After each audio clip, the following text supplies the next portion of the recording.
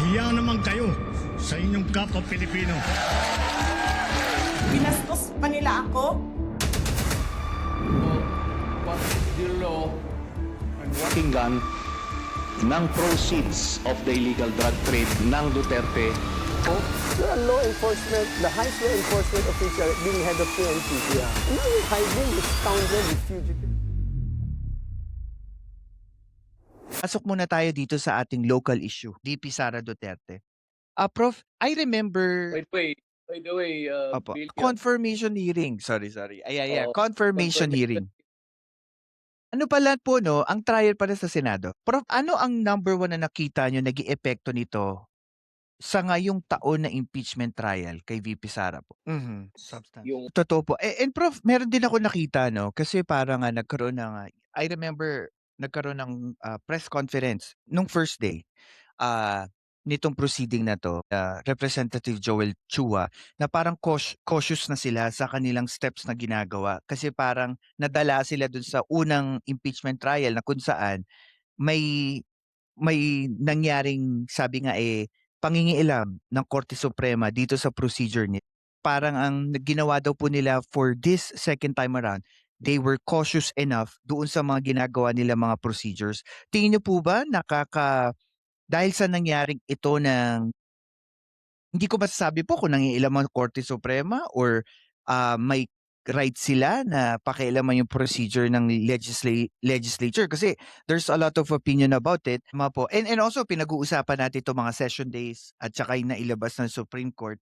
Ano po sa palagay ninyo pagdating po sa impeachment proceedings na ginagawa po natin, constitutionally or sabihin na natin politically sa ating bansa, yung tinatawag na mga timelines, kasi ito po yung naging malaking issue dito sa first round ng impeachment ni VP Sara. Tingin niyo po ba dapat yun i-interpret as strictly by the time or dates or dapat maging flexible, especially we're talking about accountability? Kumbaga parang ang punto ko po kasi dapat 'di ba po magkaroon ng pagkakataon ang lahat ng tao na makapagreklamo sa tamang proseso kung meron silang gustong sabihin na nating sampahan ng complaint or impeachment. Pero kung magiging stricto, ang tingin ko malilimitahan yung mga nagko-complain sa kung hanggang kailan lang sila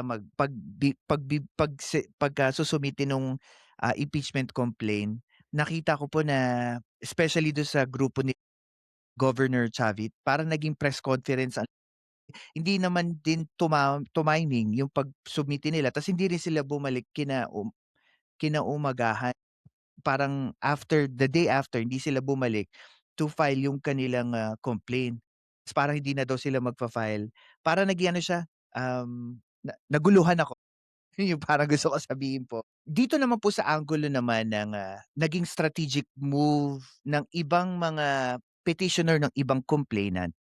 Isa sa nakita ko, yung third complaint na ipinasa kay VP Sara, dito ba natin makikita yung mga pro-DDS versus pro-loyalista? hindi na dyan. Tama po, tama.